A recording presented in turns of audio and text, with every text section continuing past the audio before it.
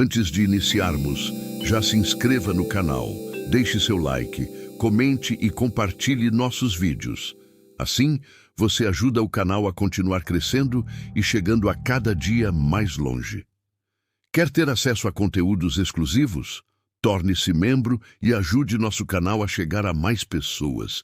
Tenham bons sustos. Eu nunca vou esquecer aquela noite.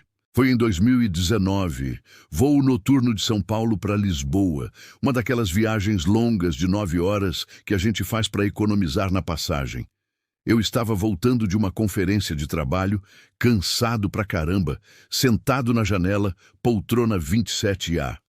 O avião era um Airbus A330, daqueles grandes, mas o voo estava quase vazio, talvez uns 70 passageiros no total. A maioria dormindo logo depois do jantar, luzes apagadas, só o zumbido constante dos motores e o leve balançar da fuselagem cortando as nuvens a 35 mil pés de altitude. Eu não conseguia dormir. Tomei um remédio, mas nada.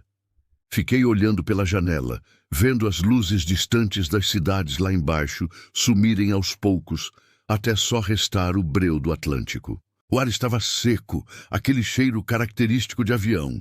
Mistura de café requentado, plástico aquecido e o perfume barato das comissárias. De vez em quando, o carrinho delas passava pelo corredor, rodas rangendo no carpete gasto. Foi por volta das 3 da manhã, horário de Brasília, quando notei algo estranho.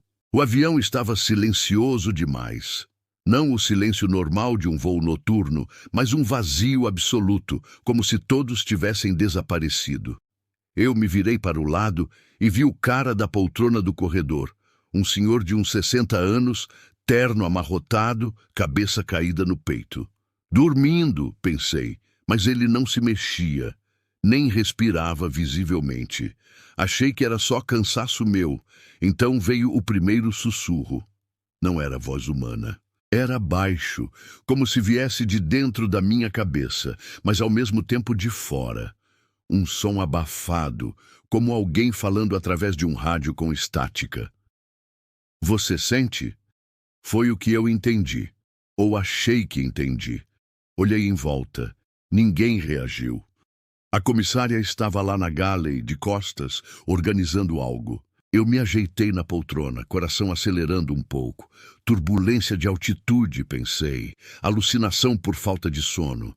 Mas aí aconteceu de novo, mais alto. Você sente o frio? E eu senti. Um frio repentino, como se alguém tivesse aberto uma janela no Polo Norte. Meu braço arrepiou inteiro. O ar-condicionado do avião sempre é gelado, mas aquilo era diferente. Um frio úmido que penetrava nos ossos. Olhei para a janela e vi gelo, formando do nada no vidro externo, cristais se espalhando rápido, como se a temperatura lá fora tivesse caído dezenas de graus em segundos. Mas estávamos acima das nuvens, em pleno voo estável. Eu apertei o botão de chamada. A luzinha acendeu, mas ninguém veio. Olhei para o corredor, vazio. A galley estava escura agora. Nenhum movimento. Levantei devagar, pernas tremendo. O avião balançou levemente, mas não era a turbulência normal. Era como se algo tivesse empurrado de lado. Caminhei pelo corredor, passando pelas poltronas. Todos dormindo. Cabeças caídas, bocas entreabertas. Mas nenhum ronco, nenhum mexer de peito subindo e descendo. Cheguei mais perto de uma mulher na fileira da frente. Olhos abertos, vidrados no teto, pupila dilatada. Sem piscar. Sem respirar, eu congelei. Meu Deus, eles estão mortos! Todos mortos! Corri para a frente, batendo nas poltronas. Ei, acordem! Tem algo errado! Nada. Silêncio total. Só o zumbido dos motores. Agora mais grave, como um gemido. Cheguei na galley. As comissárias, elas estavam lá, sentadas nas poltronas dobráveis, cabeças pendidas para frente, uniformes impecáveis.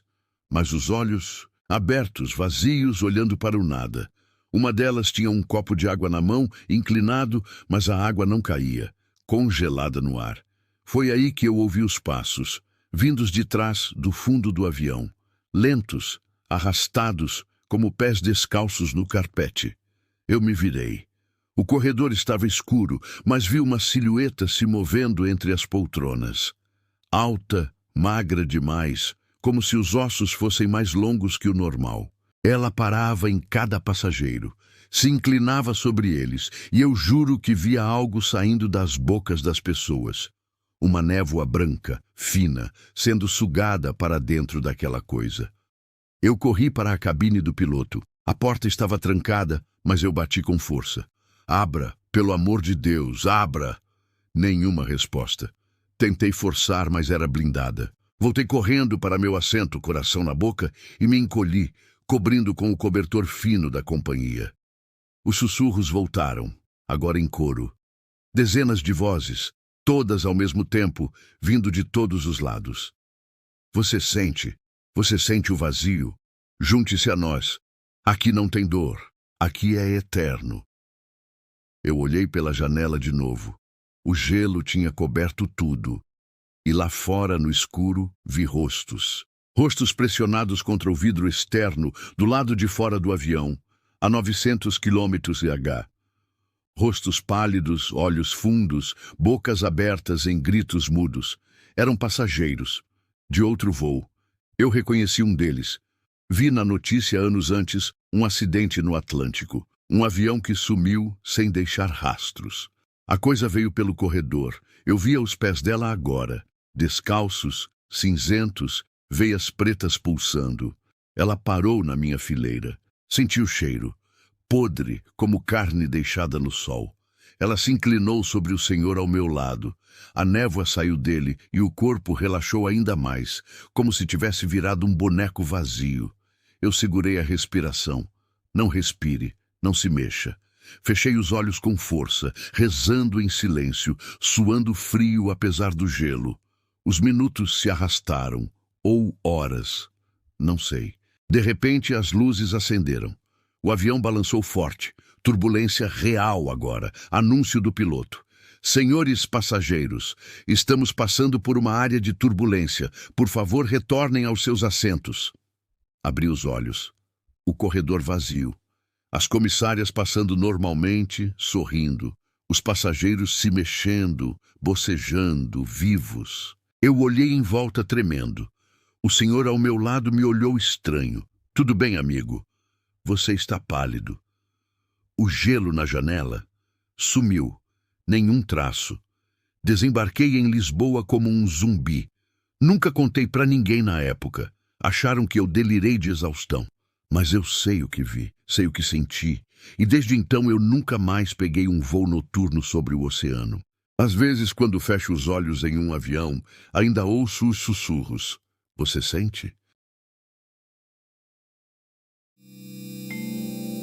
Há uma regra não dita entre quem viaja muito de avião. Nunca olhe para trás em um voo noturno. A gente aprende a ignorar. Ignorar o choro do bebê, o ronco do vizinho, o barulho da turbina. Mas naquela noite, a ignorância não foi uma opção. Meu nome é Lucas. Sou engenheiro civil e voo toda semana. O trecho era rotineiro, Porto Alegre para Guarulhos. O último voo da noite, o famoso Corujão. Voo 4092. Decolamos às 23h45. O avião, um Boeing 737 antigo, estava com meia lotação. Eu estava na poltrona 8A, janela. Ao meu lado, o assento 8B estava vazio. No 8C, um senhor de terno dormiu antes mesmo da decolagem. Tudo corria bem até atingirmos a altitude de cruzeiro. As luzes da cabine foram apagadas, deixando aquele brilho azulado de emergência no teto e as luzes de leitura de alguns passageiros. Eu estava lendo um relatório no tablet quando senti o frio. Não era o ar-condicionado forte de sempre, era um frio sólido, um frio que doía nos ossos e fazia a respiração virar névoa. Fechei a saída de ar acima da minha cabeça, mas o vento gelado continuava. Ele não vinha de cima. Ele vinha do assento vazio ao meu lado. Olhei para a poltrona 8B. O tecido azul do estofamento estava afundado, como se alguém estivesse sentado ali. A espuma do assento estava comprimida no formato de coxas e glúteos. O cinto de segurança, que eu tinha certeza absoluta de ter visto desafivelado e jogado sobre o assento na decolagem, agora estava afivelado, esticado sobre um ventre invisível. Com licença, tentei chamar a comissária que passava no corredor. Ela não me ouviu. Ela estava caminhando rápido, olhando fixo para o fundo do avião. O rosto dela estava pálido, tenso. Tentei me acalmar. É turbulência, pressão, o tecido cedeu, pensei. A mente racional tenta explicar tudo. Voltei para o meu tablet. Foi quando eu ouvi a respiração. Vinha do meu lado direito, do assento vazio, uma respiração rouca, úmida, arrastada. Oh, oh. E junto com a respiração veio o cheiro. Cheiro de água estagnada, cheiro de lodo de rio misturado com querosene de aviação. Virei a cabeça lentamente. Não havia ninguém visível, mas eu vi o encosto de cabeça da poltrona da frente, a 7B, se mover ligeiramente como se o passageiro invisível tivesse encostado os joelhos ali. E então, a tela de entretenimento da poltrona vazia ligou sozinha. Apareceu o mapa de voo. Mas o avião no mapa não estava indo para Guarulhos. A linha vermelha do trajeto apontava direto para baixo, para o oceano.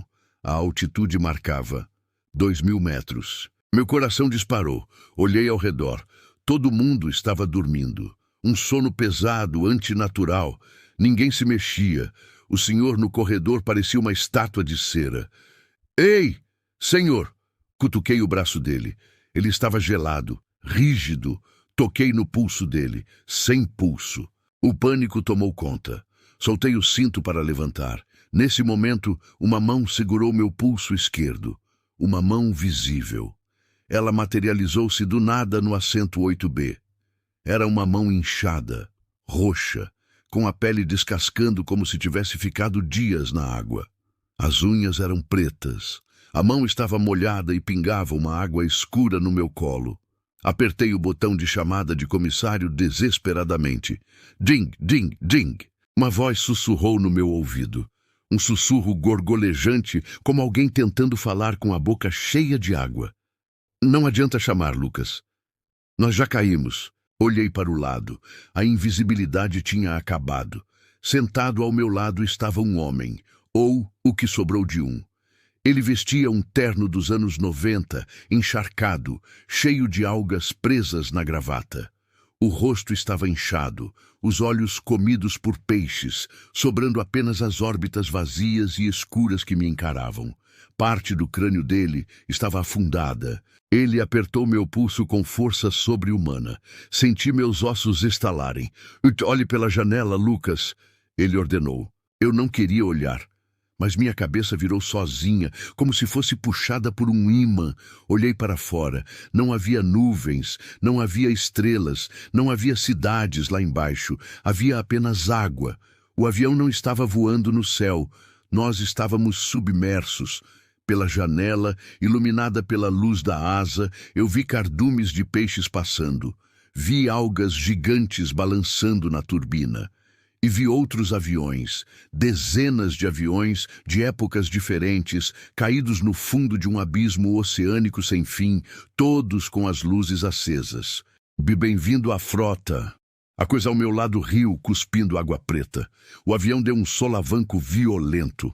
As máscaras de oxigênio caíram, mas não saiu oxigênio delas. Saiu água.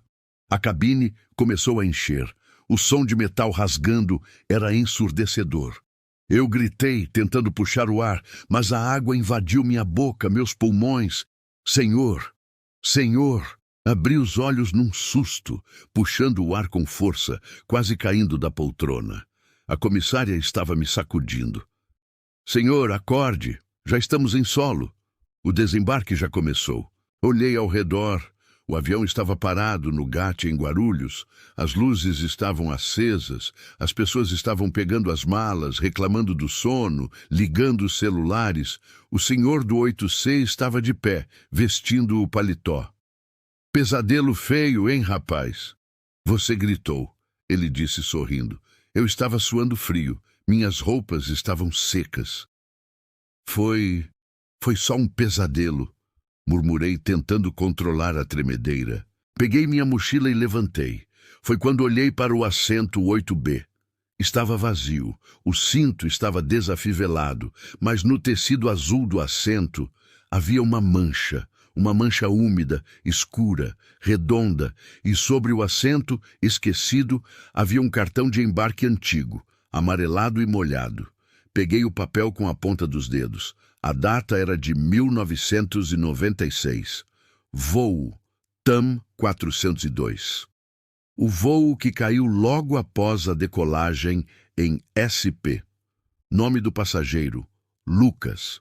Larguei o papel como se queimasse. Ele caiu no chão. Saí correndo do avião, empurrando as pessoas no finger. Quando cheguei no saguão do aeroporto, fui direto para o banheiro lavar o rosto. Ao me olhar no espelho, levantei a manga da camisa para lavar os pulsos. No meu pulso esquerdo, a pele estava roxa. Havia a marca perfeita de 5 dedos. Uma marca de hematoma profundo, como se uma mão muito forte tivesse me segurado. E a pele no local estava gelada e cheirava a água do mar. Eu nunca mais entrei em um avião.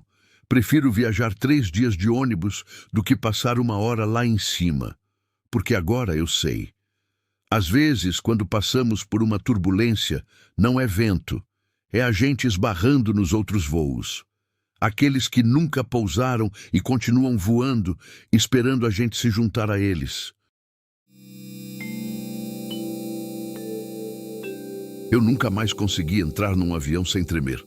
Foi em dezembro de 2021, voo AZ673 da Azul. Não, Alitalia, código compartilhado. São Paulo Guarulhos para Roma Fiumicino. Saída às 23h55. Escolhi aquele voo porque era o mais barato. Conexão direta, 11 horas cruzando o Atlântico. Poltrona 32C, corredor, fileira do meio, quase no fundo do Airbus A330. O avião estava cheio, férias de fim de ano, famílias, casais, muita gente animada. Eu viajava sozinho, voltando de uma visita à família, cansado, com dor de cabeça, só querendo dormir. Decolamos normal. Jantar servido, filme no entretenimento de bordo, luzes apagadas por volta da 1h30. Eu não conseguia dormir direito. O ar seco, o barulho dos motores, o cara da janela roncando. Por volta das 3h, horário brasileiro, senti a bexiga apertar. Levantei, passei por cima do cara do meio, que nem se mexeu, e fui até o banheiro do fundo. O corredor estava escuro, só as luzinhas no chão iluminando o caminho. O avião balançava levemente, aquela turbulência suave de altitude. Entrei no banheiro, tranquei a porta, fiz o que tinha que fazer, lavei as mãos, olhei no espelho para ajeitar o cabelo. E foi aí que tudo começou. Meu reflexo demorou, tipo 1 segundo atrasado. Pisquei e ele piscou depois. Sorri de leve, só por reflexo, e ele não sorriu. Ficou me olhando fixo, olhos fundos, como se estivesse cansado demais. Pensei que era ilusão de ótica, cansaço, luz fraca do banheiro. Mas aí ele se mexeu sozinho. Ergueu a mão direita devagar, enquanto a minha ainda estava na torneira. Tocou o vidro do lado dele, dedos abertos, e falou. Não ouvi com os ouvidos, foi dentro da cabeça, uma voz rouca idêntica à minha, mas vazia. Você não deveria estar aqui. Eu recuei tão rápido que bati as costas na porta. O reflexo ficou parado, me encarando, boca se abrindo num sorriso que não era meu, largo demais, dentes expostos. O espelho começou a embaçar, não com vapor, mas com um gelo fino que se espalhava do centro para as bordas. Minha respiração não estava forte o bastante para isso. Toquei o vidro, gelado, queimando os dedos. Saí correndo, quase derrubando uma comissária que vinha pelo corredor. Tudo bem, senhor? Ela perguntou com aquele sorriso automático. Eu balbuciei um sim e voltei para o meu assento, coração disparado. Tentei me convencer. Alucinação. Falta de oxigênio, remédio para dormir que tomei errado, qualquer coisa. Mas quando sentei, olhei para a janela ao lado do cara que roncava. A noite lá fora era preta total, mas dava para ver reflexos fracos no vidro, das luzes internas do avião.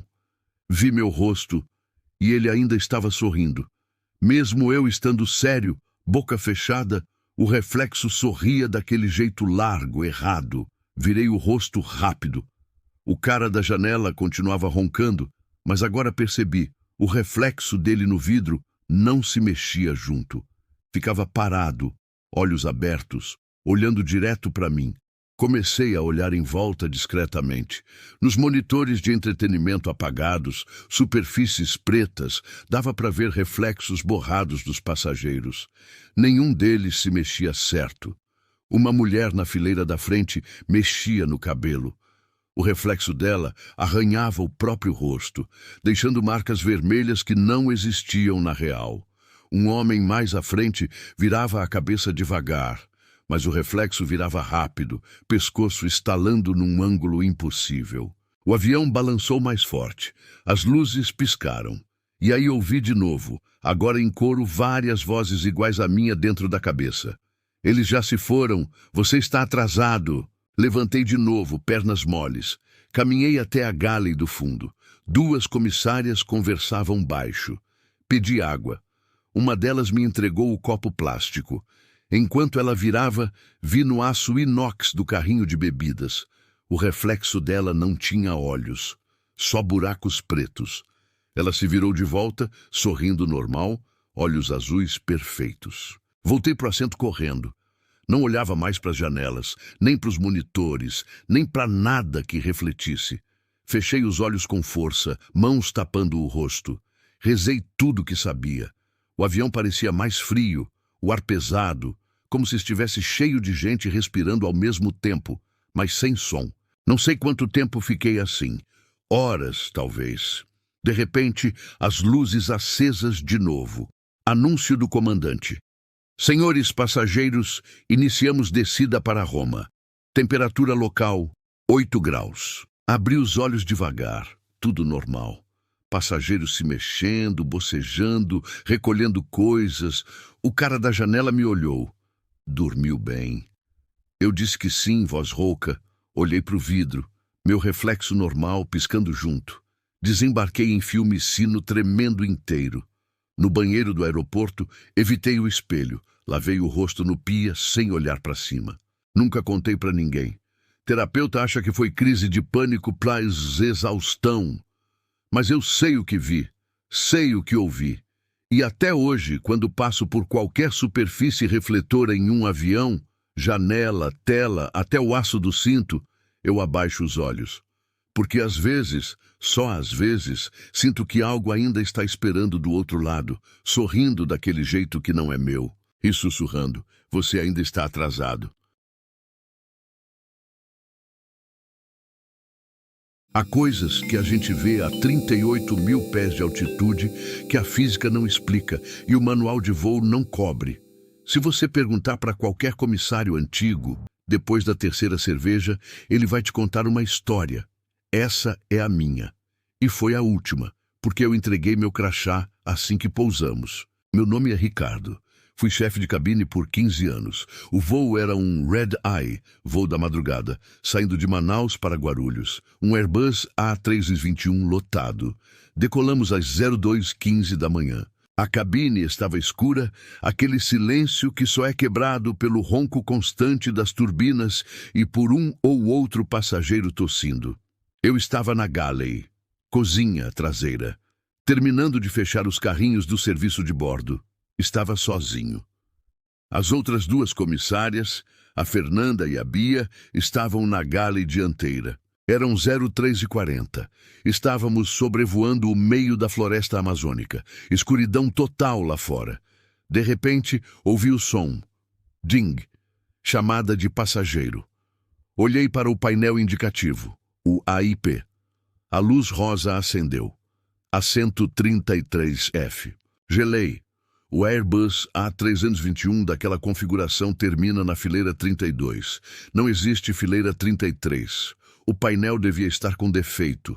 Pane elétrica é comum em avião velho, mas a luz continuava piscando. E o ding soou de novo. insistente. Ding, ding, ding. Peguei uma lanterna e fui até o fundo do corredor. A última fileira, a 32, estava ocupada por um casal dormindo e um rapaz de fone de ouvido. Atrás deles, só a parede do banheiro e a porta de saída de emergência traseira. Não havia assento 33, mas eu sentia. O ar ali no fundo estava gelado, tão frio que minha respiração virava fumaça e cheirava a terra molhada. Cheiro de mata fechada depois da chuva, misturado com querosene queimado. Voltei para a galley, tentando me convencer de que era cansaço. Foi quando a cortina que separa a galley do corredor se abriu. Não entrou ninguém. A cortina apenas se levantou como se alguém passasse por ela e balançou.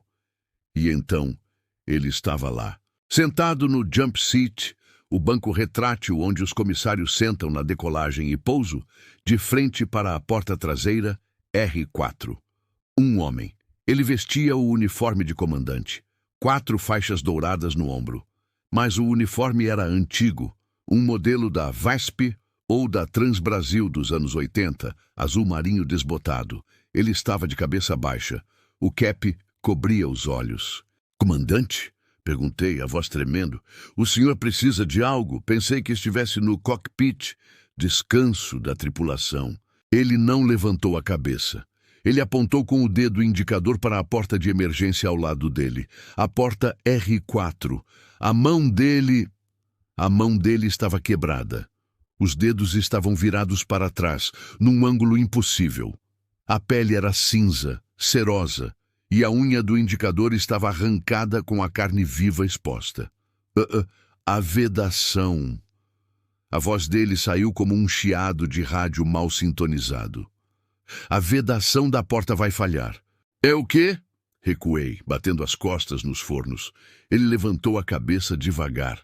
Eu queria gritar, mas o ar não entrava. Metade do rosto dele não existia. Era uma massa de carne esmagada, misturada com pedaços de acrílico e metal. O olho esquerdo pendia para fora da órbita, seguro apenas pelo nervo óptico. O lado direito do rosto, intacto, me olhava com uma tristeza infinita. Nós caímos por causa disso, Ricardo. Não deixe acontecer de novo. O avião deu um solavanco violento, turbulência de céu claro. CAT. O avião despencou. Senti meu estômago ir na boca. As cafeteiras voaram e bateram no teto. O alarme da cabine disparou. Mas o som não era o alarme normal. Era um som de vento, um assobio agudo, ensurdecedor, vindo da porta R4. A porta que o homem apontou. Olhei para a porta. A alavanca de armar a escorregadeira estava tremendo. A borracha de vedação estava vibrando, fazendo um som de sussurro que aumentava.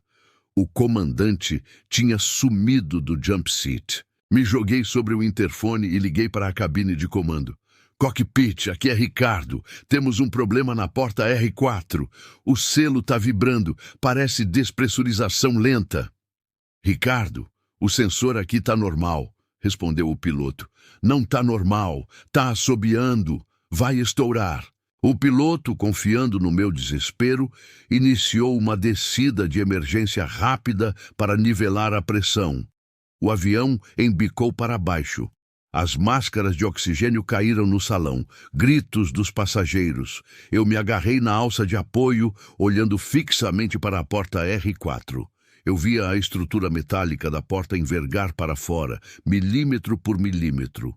E no vidro da vigia da porta, do lado de fora, havia rostos. Rostos pressionados contra o vidro, a 800 km/h, no frio de 50 C. Rostos de homens, mulheres e crianças, cinzas gritando sem som, batendo no vidro para entrar. Abre! Deixa a gente entrar! Tá frio aqui fora. As vozes vinham de dentro da minha cabeça, não dos ouvidos. Fechei os olhos e rezei.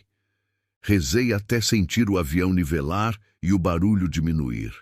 Pousamos em emergência em Brasília. A equipe de manutenção da companhia entrou correndo. Quando o mecânico-chefe olhou a porta R4, ele ficou branco. Ele me chamou num canto. Você que avisou? Fui! Cara, você salvou esse voo. Ele apontou para a trava superior da porta. O metal estava trincado. Fadiga de material. Se a gente continuasse na altitude de cruzeiro por mais 10 minutos, essa porta ia ser arrancada. A descompressão explosiva ia sugar as 3 últimas fileiras para fora. Como você viu isso? O sensor não acusou nada. Eu não respondi. Eu estava olhando para o jump seat onde o fantasma estava sentado. O assento estava vazio, mas no chão, logo abaixo dele, havia uma poça de água. Água barrenta, cheia de folhas e gravetos, como se alguém tivesse acabado de sair de um pântano no meio da floresta. Quando cheguei no hotel, fui pesquisar. Em 1982, um Boeing 727 caiu naquela mesma região da Amazônia, durante uma tempestade. O comandante morreu no impacto. O corpo foi encontrado dias depois, preso nas ferragens, com o lado esquerdo do rosto esmagado pelo painel. A causa do acidente? Falha estrutural e despressurização. Eu nunca mais voei. Hoje trabalho em terra, numa locadora de carros. É seguro. Mas toda vez que o tempo fecha e ouço um trovão, eu sinto aquele cheiro de terra molhada e querosene. Eles ainda estão lá em cima, voando em círculos, cuidando para que a gente não cometa os mesmos erros, ou talvez apenas esperando companhia. Eu juro que nunca mais entro num avião sem antes tomar um calmante forte. Isso aconteceu comigo em agosto de 2023. Voo LA-801 da Latam, Recife Guimarães para Madrid Barajas. Saída às 22h40. Era um Boeing 787-9, daqueles modernos com luzes que mudam de cor para ajudar no jet lag. Eu estava na poltrona 18A, janela, classe econômica premium. Gastei uma grana extra porque ia passar quase 10 horas voando e queria um pouco mais de espaço. Viajava sozinho, a trabalho, para uma feira de tecnologia. O voo estava lotado. Famílias voltando de férias, executivos, um grupo de idosos numa excursão. Tudo normal no embarque, decolagem suave, jantar servido, luzes diminuídas por volta da meia-noite. Eu não sou de dormir em avião, então coloquei os fones, abri o entretenimento de bordo e escolhi um filme qualquer para passar o tempo. O sistema era daqueles touchscreen individuais com centenas de opções. Por volta das 2 da manhã, horário brasileiro, o avião começou a balançar um pouco, turbulência moderada sobre o Atlântico. Nada fora do comum. O comandante avisou pelo alto-falante que era normal, que íamos subir de altitude para evitar. Foi aí que o sistema de entretenimento começou a falhar. A tela piscou, o filme travou e de repente mudou sozinho para um canal que eu nem sabia que existia. Câmera externa, asa direita. Achei estranho porque normalmente só tem câmeras no nariz ou na cauda em alguns voos. Toquei para voltar, mas não respondia. A imagem era noturna, granulada, iluminada só pelas luzes de navegação vermelhas e verdes. Via-se a asa, o motor General Electric girando, nuvens escuras passando rápido. Então eu vi uma forma humana, agachada na asa, bem na ponta, agarrada na estrutura metálica. Era uma pessoa, uma mulher, pelo que parecia, cabelo longo, solto ao vento, vestido claro, esvoaçando. Ela estava de costas, mas virava a cabeça devagar, como se olhasse para trás, para o fuselagem. O avião balançava, mas ela não se mexia com a turbulência. Parecia fixa, como se não fosse afetada pela força do vento a 900 km/h. A temperatura lá fora era uns 50 degrees. Impossível alguém sobreviver mais que segundos. Eu congelei. Tirei os fones, olhei em volta. Ninguém mais parecia notar, a maioria dormindo, alguns com suas próprias telas. Toquei no braço do cara do corredor, um homem de negócios. Ei, olha isso na minha tela. Ele resmungou, olhou rápido e disse, deve ser falha no sistema, acontece. Voltou a dormir. Tentei mudar de canal de novo, desligar a tela, nada. A imagem ficou mais nítida, como se a câmera zoomasse sozinha. Ela se virou completamente. O rosto. Deus. O rosto, pálido, olhos pretos fundos, boca aberta num grito que não saía som. A pele parecia queimada pelo frio, rachada, sangue congelado nos lábios. Ela começou a rastejar pela asa em direção à janela da cabine, mãos e joelhos se movendo devagar, mas com propósito. Cada movimento dela fazia a tela tremer um pouco, como se o avião sentisse. Eu apertei o botão de chamada com força. A comissária veio rápido, sorrindo. "Tudo bem, senhor?" Apontei para a tela. Ela olhou, franziu a testa.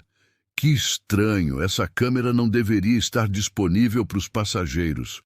Vou resetar o sistema para você." Ela tocou alguns botões no painel dela e a tela apagou. Voltou para o menu normal. Alívio momentâneo. Mas 10 minutos depois voltou. Mesma câmera. Agora ela estava mais perto, quase na raiz da asa, olhando direto para a lente. E começou a bater. Não na asa, mas como se batesse no vidro da minha janela, do lado de dentro. Eu ouvi um toque, toque, toque surdo vindo exatamente do meu lado. Olhei para a janela. Breu total lá fora. Só meu reflexo e as luzes distantes. Mas o som continuava, ritmado, insistente. Toque, toque, toque. Levantei correndo, coração na garganta, e fui para o fundo do avião. Fiquei na galley pedindo água, tentando me acalmar.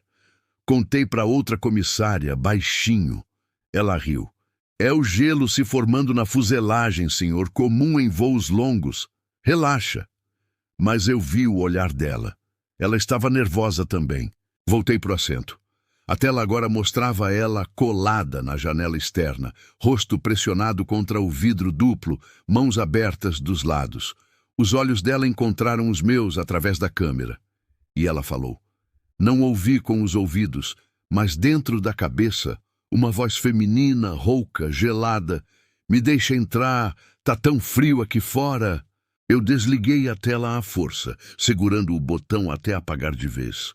Cobri com o cobertor, fechei a cortina da janela, enfiei os fones no máximo. Tremi o resto do voo. Não dormi um minuto.